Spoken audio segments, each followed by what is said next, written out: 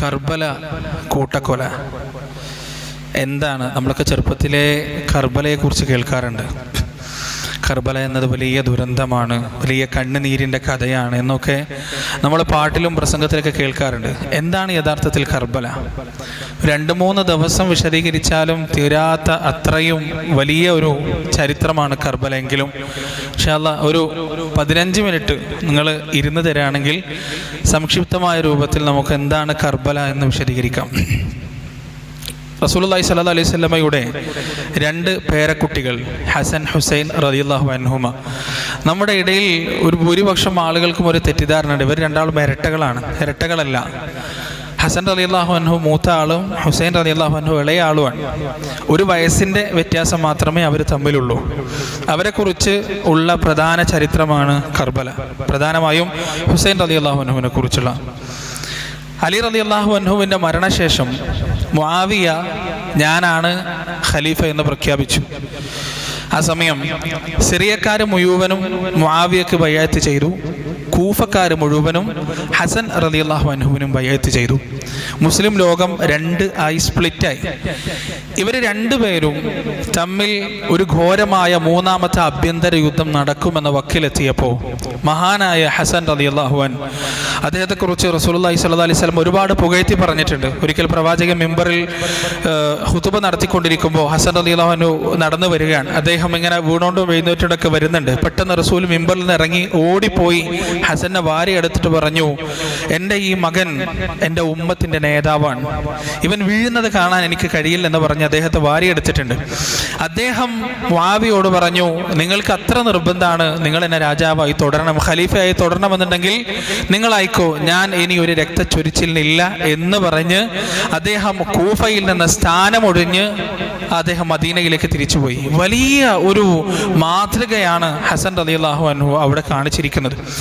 അതായത് ലോകം മുഴുവൻ ഹസൻ റളിയല്ലാഹു അൻഹുവിനെ നേതാവായി അംഗീകരിക്കുന്നതും അതുകൊണ്ടാണ്. ഷിയാക്കളായാലും സുന്നികളായാലും ഹസൻ റളിയല്ലാഹു അൻഹുവിൻ്റെ ഒതന്റിസിറ്റിയെക്കുറിച്ച്, അദ്ദേഹത്തിൻ്റെ മഹത്വത്തെക്കുറിച്ച് ആർക്കും വലിയ സംശയമൊന്നുമില്ല. അദ്ദേഹം സ്ഥാനമൊഴിഞ്ഞു. പക്ഷേ അദ്ദേഹത്തിൻ്റെ ഈ സ്ഥാനമൊഴിച്ചിൽ ഹുസൈൻ റളിയല്ലാഹു അൻഹുവിന് പോലും യോജിപ്പുണ്ടായിരുന്നില്ല. പക്ഷേ തൻ്റെ ജ്യേഷ്ഠ സഹോദരനോടുള്ള ബഹുമാനം കാരണം ഹുസൈൻ റളിയല്ലാഹു അൻഹു അദ്ദേഹത്തോടൊപ്പം മദീനയിലേക്ക് തിരിച്ചു വന്നു. ഹസൻ റളിയല്ലാഹു അൻഹു മരിക്കാൻ, അദ്ദേഹത്തിൻ്റെ മരണശേഷം മുആവിയ തൻ്റെ മകനായ യസീദിനെ, യസീദ് ഒരു സഹാബിയല്ല, താബിആൻ, തൻ്റെ മകനായ യസീദിനെ എന്ത് ചെയ്തു? തനിക്ക് ശേഷമുള്ള ഖലീഫയായി നിർണയിച്ചു. ആ കാലഘട്ടത്തിൽ മഹാനായ ഇബ്നു ഉമർ റളിയല്ലാഹു അൻഹു ജീവിച്ചിരിപ്പുണ്ട്. ഇബ്നു സുബൈർ റളിയല്ലാഹു അൻഹു, അബ്ദുല്ലാഹി ഇബ്നു സുബൈർ റളിയല്ലാഹു അൻഹു ജീവിച്ചിരിപ്പുണ്ട്. ഒരുപാട് ഖലീഫയാവാൻ അർഹതയുള്ള സ്വഹാബികൾ ജീവിച്ചിരിപ്പുണ്ടെങ്കിലും മുആവിയ യസീദിനെ തനിക്ക് ശേഷമുള്ള ഖലീഫയായി നിർണയിക്കുകയുണ്ടായി. മുആവിയയുടെ മരണത്തോടുകൂടി മുസ്ലിം ലോകം 3 പേരിലേക്ക് ഉറ്റുനോക്കി. അതിൽ ഒന്നാമത്തെയാൾ മഹാനായ അബ്ദുല്ലാഹി ഇബ്നു ഉമർ റളിയല്ലാഹു അൻഹു തന്നെയാണ്. ബദർ യുദ്ധത്തിന് ശേഷമുള്ള എല്ലാ യുദ്ധങ്ങളിലും പ്രവാചകന്റെ കൂടെ സജീവമായി പങ്കെടുത്ത, ഇസ്ലാമിക സാമ്രാജ്യത്തിന്റെ വികാസത്തിന് വേണ്ടി വലിയ ഒരു സംഭാവന നൽകിയ മഹാനായ ഇബ്നു ഉമർ റളിയല്ലാഹു അൻഹു, അദ്ദേഹത്തിലേക്കാണ് ഒന്നാമതായി മുസ്ലിം ലോകം മുഴുവൻ ഉറ്റുനോക്കിയത്. എന്താണ് അദ്ദേഹം പറയുന്നത്? അദ്ദേഹം ബൈഅത്ത് ചെയ്യുമോ? അദ്ദേഹം ബൈഅത്ത് ചെയ്തു. അദ്ദേഹം രാഷ്ട്രീയത്തിൽ ഒരു പങ്കാളിത്തവും നിർവഹിച്ചില്ല. അദ്ദേഹം തൻ്റെ ഇബാദത്ത്, തഹജ്ജുദ്, അദ്കാറുകൾ, തിലാവത്ത്, അതുപോലെ തന്നെ തൻ്റെ തഅലീമൊക്കെ ആയിട്ട് അദ്ദേഹം ആത്മീയമായ ഒരു ജീവിതം നയിക്കുകയുണ്ടായത്. രണ്ടാമത്തെ ആളെ ഉറ്റുനോക്കിയത് അബ്ദുല്ലാഹി ഇബ്നു സുബൈർ റളിയല്ലാഹു അൻഹുവിനെ. അദ്ദേഹം വലിയൊരു സഹാബിയാണ്, സഹാബിയുടെ മകനാണ്, സഹാബിയാണ്. അദ്ദേഹം ബൈഅത്ത് ചെയ്യാൻ തയ്യാറായില്ല, യസീദിന്റെ ഖിലാഫത്ത് അംഗീകരിക്കാൻ തയ്യാറായില്ല. അദ്ദേഹം മദീനയിൽ നിന്ന് മക്കയിലേക്ക് പോയി. മൂന്നാമതായി മുസ്ലിം ലോകം ഉറ്റുനോക്കിയ ആളാണ് മഹാനായ ഹുസൈൻ ഇബ്നു അലി റളിയല്ലാഹു അൻഹു. ഹുസൈൻ റളിയല്ലാഹു അൻഹു മദീനയിലായിരുന്നു മുആവിയ മരിക്കുമ്പോൾ. യസീദ് ഭരണമേറ്റെടുത്ത ഉടനെ മദീനയിലെ ഗവർണർ ഹുസൈൻ റളിയല്ലാഹു അൻഹുവിനെ വിളിച്ചിട്ട് പറഞ്ഞു, എത്രയും പെട്ടെന്ന് വന്നിട്ട് ബൈഅത്ത് ചെയ്യണം, കാരണം അദ്ദേഹത്തിന്റെ നേതൃത്വത്തിൽ ഒരു കലാപം നടക്കാനുള്ള സാധ്യതയുണ്ട്. അദ്ദേഹം പറഞ്ഞു, ഇല്ല, ഞാൻ ബൈഅത്ത് ചെയ്യില്ല എന്ന് പറഞ്ഞ് അദ്ദേഹം മദീനയിൽ നിന്ന് മക്കയിലേക്ക് പോയി. മക്കയിൽ താരതമ്യേന ഉമവികളുടെ സ്വാധീനം കുറവായിരുന്നു. അദ്ദേഹം മക്കയിലേക്ക് പോയി. ഈ വിവരം ആരറിഞ്ഞു? കൂഫക്കാരറിഞ്ഞു. കൂഫക്കാര് ഒരു എന്തെങ്കിലും ഒരു അവസരം കിട്ടാൻ തക്കം പാർത്ത് നിൽക്കായിരുന്നു. ആരെ തിരിച്ചടിക്കാൻ? ഉമവികളെ തിരിച്ചടിക്കാൻ. മുആവിയ റളിയല്ലാഹു അൻഹു അദ്ദേഹത്തിന്റെ മകനേക്ക് തിരിച്ചടിക്കാൻ കൂഫക്കാർ തക്കം പാർത്ത് നിൽക്കായിരുന്നു. അവർ ഹുസൈൻ റളിയല്ലാഹു അൻഹുവിന് കത്തയക്കാൻ തുടങ്ങി. എത്രത്തോളം എന്ന് പറഞ്ഞാൽ ഒരു വലിയ ഒട്ടകത്തിന് ചുമക്കുമാർ അത്രയും കത്തുകൾ കൊണ്ട് ഹുസൈൻ റളിയല്ലാഹു അൻഹുവിന്റെ കൈവശം നിറഞ്ഞു. അവസാനം അദ്ദേഹം തന്റെ മച്ചിനനായ തന്റെ കസിനായ മുസ്ലിം ഇബ്നു അഖീൽ റളിയല്ലാഹു അൻഹുവിനെ കൂഫയിലേക്ക് പറഞ്ഞയക്കാൻ അദ്ദേഹം പറഞ്ഞു, നീ ഒന്ന് കൂഫയിൽ പോയി എന്താണ് അവിടുത്തെ സ്ഥിതിഗതികൾ എന്നൊന്ന് അന്വേഷിക്ക്. അവിടെ വെറുതെ പറയാണോ അതല്ല അവർ തയ്യാറായിട്ട് തന്നെ പറയാണെന്നൊന്ന് അന്വേഷിക്ക്. അങ്ങനെ ഹുസൈൻ റളിയല്ലാഹു അൻഹുവിന്റെ നിർദ്ദേശപ്രകാരം മുസ്ലിം ഇബ്നു അഖീൽ അദ്ദേഹം കൂഫയിലേക്ക് പോവാൻ. കൂഫയിലേക്ക് അദ്ദേഹം എത്തേണ്ട താമസം 12,000 ആളുകൾ വന്നിട്ട് അദ്ദേഹത്തെ ബൈഅത്ത് ചെയ്തു. ഈ 12,000 ആളുകൾ മുഴുവൻ ഗോത്രത്തലവന്മാരാണ്. അവരുടെ കീഴിൽ വേറെയും ആളുകളുണ്ട്. ഇത്രയും വലിയ ജനപദം തനിക്ക് ബൈഅത്ത് ചെയ്തറിഞ്ഞപ്പോ ആ നിമിഷം മുസ്ലിം ഇബ്നു അഖീൽ ഹുസൈൻ റളിയല്ലാഹു അൻഹുവിനെ എഴുതി, ഒന്നും ചിന്തിക്കണ്ട, ഒട്ടും താമസിപ്പിക്കണ്ട, പെട്ടെന്ന് അവിടെ നിന്ന് ഇങ്ങോട്ട് വന്നു. കാരണം ഇവിടെ ജനങ്ങൾ തയ്യാറാണ്, ശക്തമായി അവർ നമ്മോടൊപ്പമുണ്ട് എന്ന് ഹുസൈൻ റളിയല്ലാഹു അൻഹുവിനെ എഴുതി. ഈ സമയം ഈ ബൈഅത്തും മുസ്ലിം ഇബ്നു അഖീലിന്റെ ഈ എത്തിച്ചേരലുമെല്ലാം ആരറിഞ്ഞു? സിറിയയിലെ ഷാമിലെ യസീദ് അറിഞ്ഞു. മുആവിയുടെ മകൻ യസീദ് അറിഞ്ഞു. അദ്ദേഹമാണല്ലോ ഇപ്പൊ സ്വയം പ്രഖ്യാപിത ഖലീഫ. അദ്ദേഹത്തിന്റെ ഏറ്റവും ക്രൂരനായ, കുറുക്കന്റെ ബുദ്ധിയും കരടിയുടെ ക്രൂരതയുമുള്ള ഇബ്നു സിയാദ് എന്ന് പറയുന്ന മനുഷ്യനെ കൂഫയിലേക്ക് പറഞ്ഞയക്കാൻ അയാളുടെ കൂടെ ഉണ്ടായിരുന്നത് 17 ആളുകളാണ്. ഒരു സൈന്യത്തോടൊപ്പമൊന്നല്ല അയക്കുന്നത്. ബുദ്ധി കൊണ്ടും കുശാഗ്ര ബുദ്ധി കൊണ്ടും കുടിലതന്ത്രങ്ങൾ കൊണ്ടും നേരിടാൻ വേണ്ടിയാണ് അയാളെ പറഞ്ഞയക്കുന്നത്. അയാൾ 17 ആളുമായി കൂഫയിലേക്ക് വന്നു.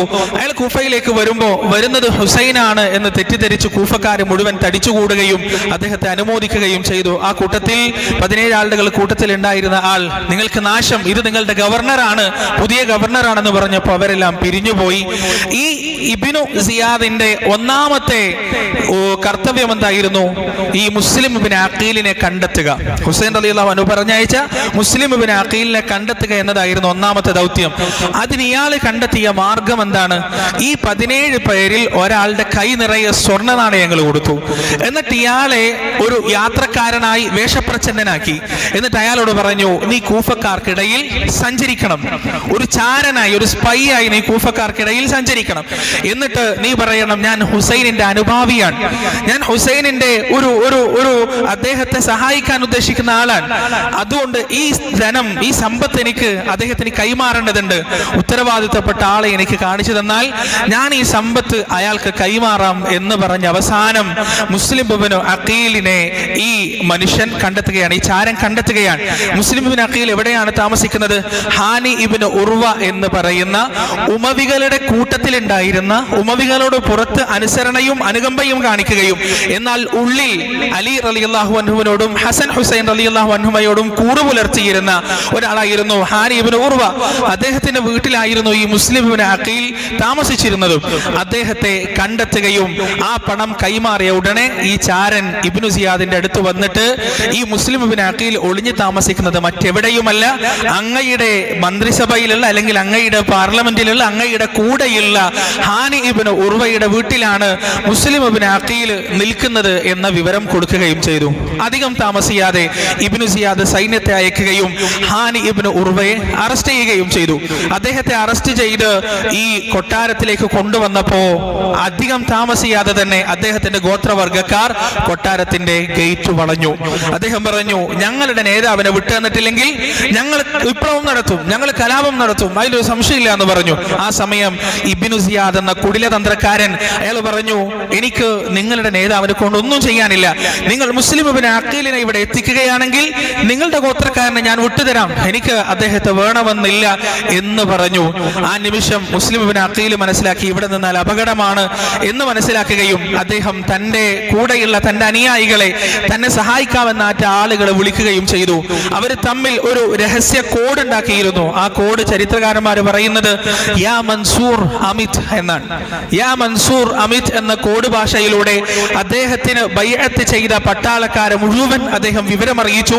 12,000 ആളുകളിൽ നിന്ന് 4,000 ആളുകൾ മുസ്ലിം ഇബ്നു അഖീലിനെ സഹായിക്കാൻ വേണ്ടി ആയുധധാരികളായി അദ്ദേഹത്തിനോടൊപ്പം എത്തി. അദ്ദേഹം അദ്ദേഹം ഇബ്നു സിയാദിന്റെ കൊട്ടാരം വളഞ്ഞു.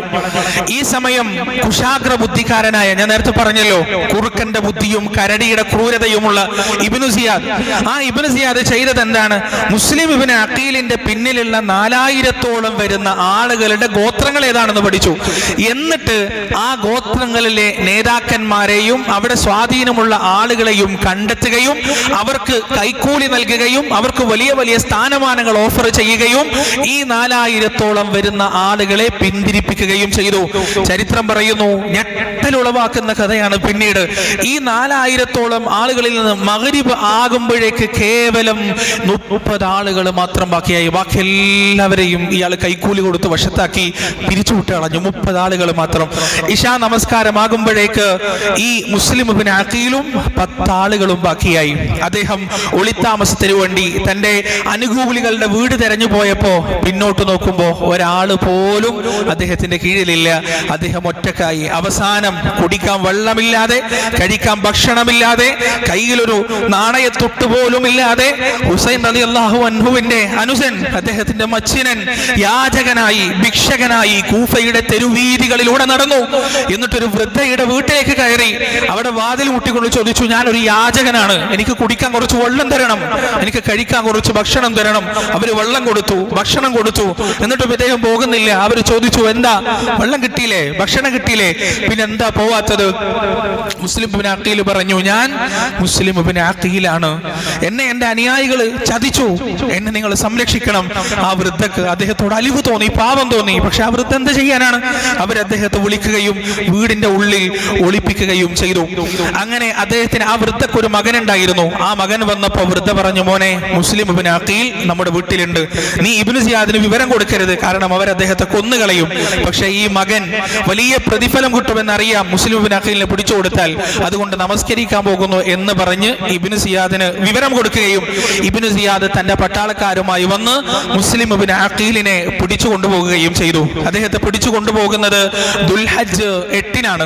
ഈ ദുൽഹജ്ജ് 8-ന് അദ്ദേഹത്തെ പിടിച്ചു കൊണ്ടുപോകുന്ന സമയം മുസ്ലിം ഇബ്നു അഖീൽ ആ കൂട്ടത്തിലുണ്ടായിരുന്ന ഉദ്യോഗസ്ഥന്മാരിൽ കുറച്ച് മനസ്സലിവുള്ള ഒരാൾ, അൽ ഇബ്നു അഷ്അദ് എന്നാണ് അദ്ദേഹത്തിന്റെ പേര്, അദ്ദേഹത്തോട് പറഞ്ഞു, നിങ്ങൾ എനിക്ക് ഒരു ഉപകാരം ചെയ്യണം, ഒരേ ഒരു ഉപകാരം, ഞാൻ കൊല്ലപ്പെട്ടേക്കാം, പ്രശ്നമില്ല, എന്നെ നിങ്ങൾ തടവുകാരനായി പിടിച്ചോളൂ, പ്രശ്നമില്ല, ഒരു ഉപകാരം നിങ്ങൾ എനിക്ക് ചെയ്യണം. എന്താണ്? ഹുസൈനെ വിവരം അറിയിക്കണം. അദ്ദേഹത്തോട് പറയണം മക്കയിൽ നിന്ന് പുറപ്പെടരുത് എന്ന്, ഞാൻ കൊല്ലപ്പെട്ടിട്ടുണ്ട് എന്നുള്ള വിവരം അദ്ദേഹത്തിന് കൊടുക്കണം, കൂഫക്കാരെ ചതിച്ചിട്ടുണ്ട് എന്ന വിവരം അദ്ദേഹത്തിന് കൊടുക്കണം, അദ്ദേഹത്തോട് പുറപ്പെടരുത് എന്ന് പറയണം.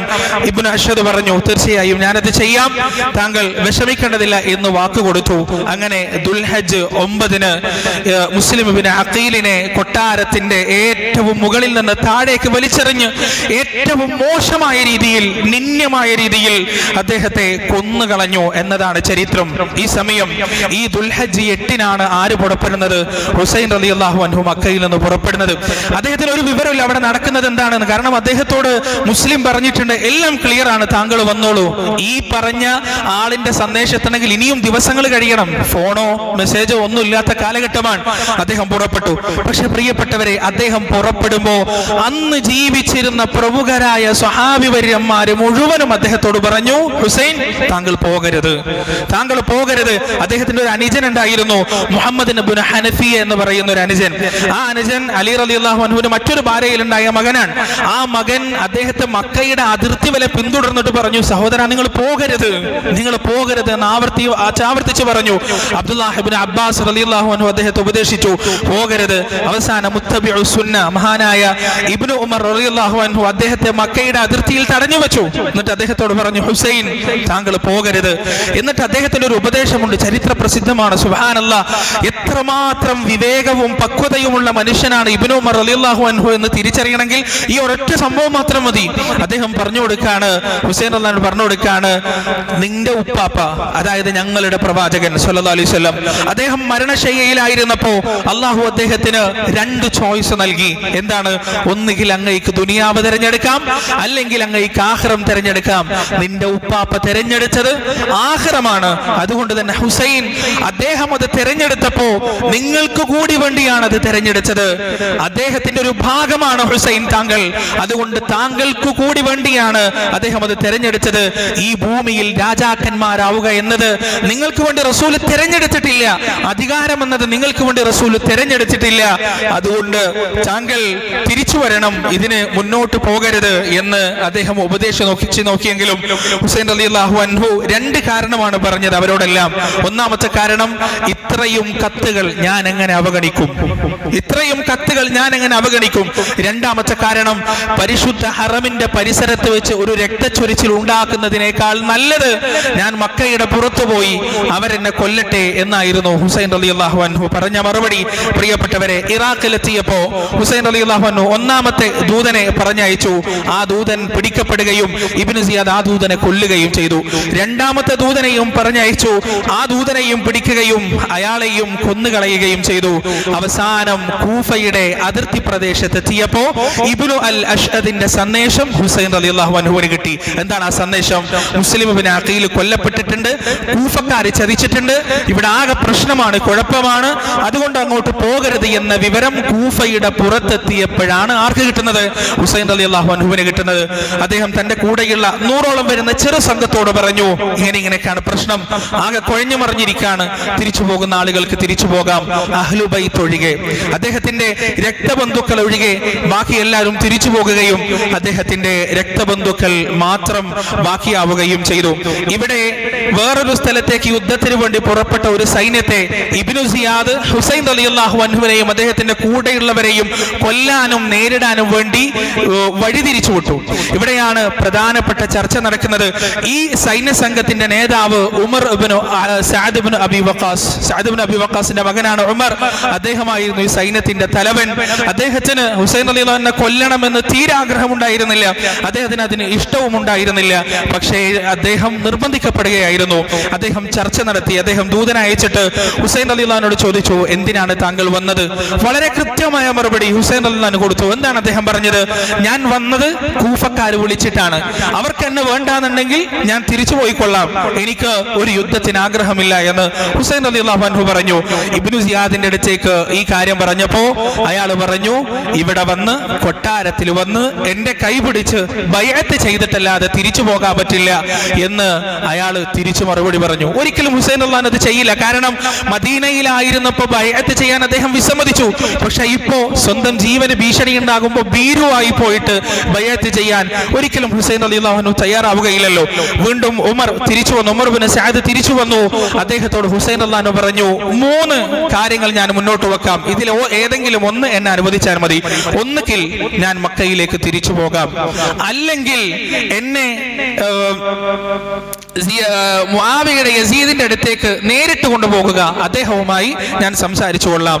മൂന്നാമത്തത്, ഇത് രണ്ടും പറ്റൂലെങ്കിൽ എന്നെ നിങ്ങൾ നാട് കടത്തിക്കോ, ഞാൻ എവിടെയെങ്കിലും ഇബാദത്ത് ചെയ്ത് ജീവിച്ചോളാം. ഈ 3 കാര്യങ്ങൾ ഹുസൈൻ റളിയല്ലാഹു അൻഹു പറഞ്ഞു. ഉമർ ഇബ്നു സഅദ് ഇബ്നു സിയാദിന്റെ അടുത്ത് പോയിട്ട് ഇത് പറഞ്ഞപ്പോ ആ ക്രൂരനും കിരാതനുമായ മനുഷ്യൻ ഇത് 3 തള്ളിക്കളഞ്ഞു. ഇത് 3 തള്ളിക്കളഞ്ഞു. എന്നിട്ട് പറഞ്ഞു, ഒന്നുകിൽ യുദ്ധം ചെയ്യുക, യുദ്ധം ചെയ്ത് മരിക്കുക, അല്ലെങ്കിൽ എന്റെ കൈ പിടിച്ച് ബൈഅത്ത് ചെയ്യുക. ഇത് രണ്ടുമല്ലാതെ മൂന്നാമതൊരു ഓപ്ഷൻ ഹുസൈനിനില്ല എന്ന് അയാൾ തറപ്പിച്ച് പറയുകയും ഷിമർ എന്ന് പേരുള്ള ഒരു സൈന്യനായകനെ, ക്രൂരനാണ് അയാൾ, ആ ഷിമർ എന്ന പേരുള്ള സൈന്യനായകനെ ഹുസൈൻ റളിയല്ലാഹു അൻഹുവിനെ കൊല്ലാൻ വേണ്ടി പറഞ്ഞയക്കുകയും ചെയ്തു. പ്രിയപ്പെട്ടവരെ, മുഹറം 10 ആ ക്രൂരമായ കൂട്ടക്കൊല നടക്കുകയാണ്. ഹുസൈൻ റളിയല്ലാഹു അൻഹുവിന്റെ ചുറ്റിലും അഹ്ലുൽ ബൈത്തിൽപ്പെട്ട ആളുകൾ ചുറ്റിലും നിന്നു. അവരോരോരുത്തരായി മരിച്ചു വീണു. അവസാനം ഹുസൈൻ റളിയല്ലാഹു അൻഹു മാത്രം ബാക്കിയാവുകയാണ്. അദ്ദേഹത്തെ ആര് കൊല്ലും? എല്ലാവരും ഇങ്ങനെ മാറി മാറി പോകുന്നു. അവസാനം ഷിമറും സിനാൻ എന്ന് പറയുന്ന, സിനാൻ ഇബ്നു അനസ് എന്ന് പറയുന്ന ഈ 2 കാബാലികരായ 2 ആളുകൾ മഹാനായ ഹുസൈൻ റളിയല്ലാഹു അൻഹുവിനെ, പ്രവാചകന്റെ പൗത്രനെ തലങ്ങും വിലങ്ങും വെട്ടുകയും അവർ ക്രൂരമായി കർബലയിൽ വെച്ച് ഹുസൈൻ റളിയല്ലാഹു അൻഹുവിനെ കൊന്നുകളയുകയും ചെയ്തു. എന്നിട്ടും പോരാഞ്ഞ് അവർ ഹുസൈൻ റളിയല്ലാഹു അൻഹുവിന്റെ തലയറുത്തെടുത്തുകൊണ്ട് ഒരു പാത്രത്തിൽ വെച്ച് ഇബ്നു സിയാദിന് സമ്മാനിച്ചു. ഇബ്നു സിയാദിന് ഇത് സമ്മാനമായി കൊടുത്തു. എന്നിട്ട് ആ മനുഷ്യൻ ഹുസൈൻ റളിയല്ലാഹു അൻഹുവിന്റെ തലയിലേക്ക് ഒരു വടിയെടുത്ത് ആ തലയിലേക്ക് ഇങ്ങനെ അടിച്ചു. എന്നിട്ട് വളരെ മോശമായ വൃത്തികെട്ട വർത്താനങ്ങൾ പറയാൻ തുടങ്ങി. ആളുകൾ ഇങ്ങനെ കൂടി നിൽക്കുന്നുണ്ട്, കാണുന്നുണ്ട്. ആ സമയത്ത് സദസ്സിലുണ്ടായിരുന്ന അനസ് ഇബ്നു മാലിക് റളിയല്ലാഹു അൻഹു വൈകാരികമായി വിളിച്ചു പറഞ്ഞു, അല്ലയോ ഇബ്നു സിയാദ്, നീ ഇപ്പോൾ ആ തലക്കടിച്ചുകൊണ്ടിരിക്കുന്ന ആ തലയുണ്ടല്ലോ, ആ തലയിൽ അല്ലാഹുവിന്റെ റസൂല് വികാരഭരിതനായി ചുംബിക്കുന്നത് ഞാൻ കണ്ടിട്ടുണ്ട്. ആ തലയെ പ്രവാചകൻ ചേർത്ത് പിടിക്കുന്നത് ഞാൻ കണ്ടിട്ടുണ്ട്.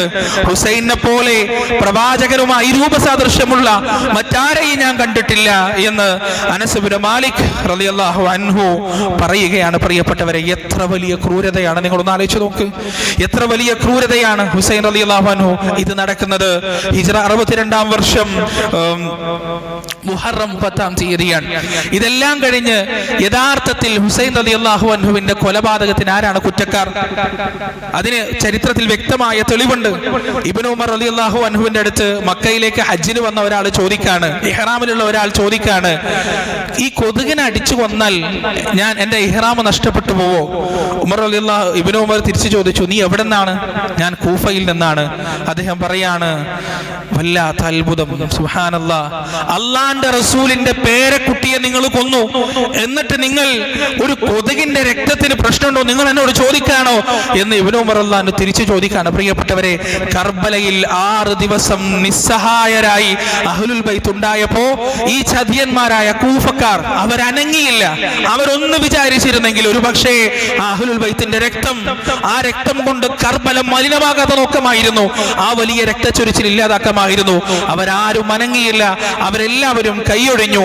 അവസാനം ഹുസൈൻ റളിയല്ലാഹു അൻഹുവിന്റെ മരണം കഴിഞ്ഞ് 4 കൊല്ലം കഴിഞ്ഞപ്പോ ഈ വിഭാഗം ആളുകൾക്ക് ബുദ്ധി ഉദിച്ചു. ഇവർ പകരം വിട്ടാൻ പോവാൻ ആരെ? അന്ന് ഹുസൈൻ റളിയല്ലാഹുവിനെ കൂട്ടക്കൊല ചെയ്ത ആളുകളെ മുഴുവൻ.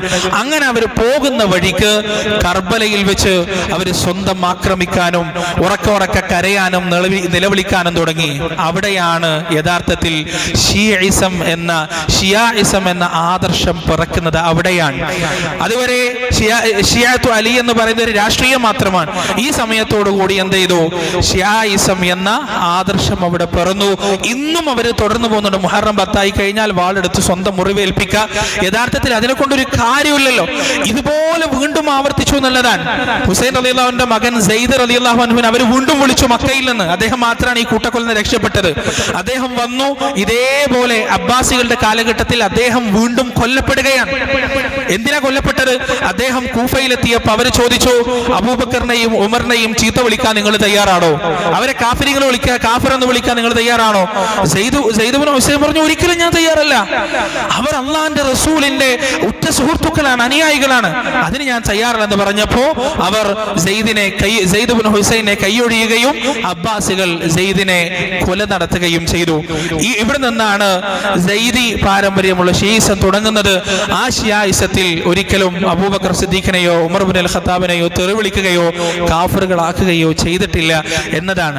യഥാർത്ഥത്തിൽ കർബലയുടെ പശ്ചാത്തലത്തിലാണ് ഷിയായിസം എന്ന ഇസ്ലാമിക വിരുദ്ധമായ ഒരു ആശയത്തിന്റെ ഉത്ഭവം ഉണ്ടാകുന്നത്. വലിയ ആ ദുരന്തം യഥാർത്ഥത്തിൽ നമ്മളെ സംബന്ധിച്ചിടത്തോളം ഹുസൈൻ റളിയല്ലാഹുവിന്റെ പക്ഷത്താണ്, യാതൊരു സംശയമില്ലാതെ. നമ്മൾ ഒരിക്കലും യസീദിനെ സ്നേഹിക്കുന്നില്ല, നമ്മൾ ഒരിക്കലും ഇബ്നു സിയാദിനെ സ്നേഹിക്കുന്നില്ല.